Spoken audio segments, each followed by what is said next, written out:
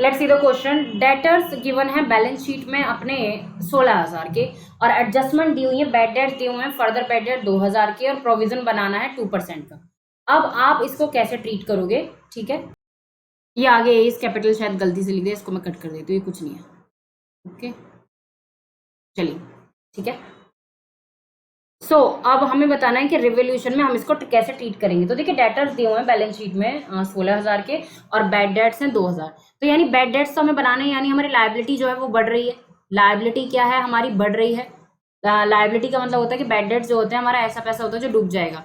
Liability नहीं, हमारा loss बढ़ रहा है ना। क्या बढ़ रहा है? हमारा लॉस बढ़ रहा है।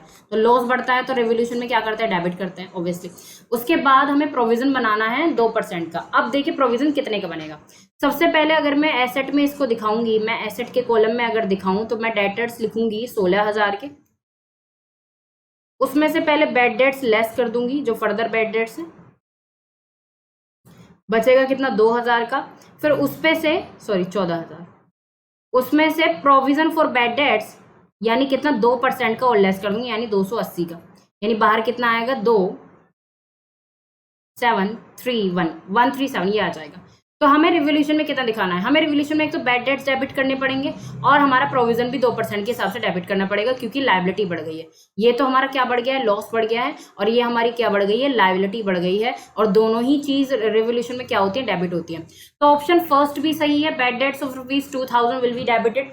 और ऑप्शन सेकंड भी सही है कि provision for bad debt ₹280 will be debited. यानी हमारा ऑप्शन फोर्थ सही रहेगा कि ऑप्शन फर्स्ट एंड सेकंड दोनों ही करेक्ट है। ठीक है। So I hope this is the proper explanation to this question.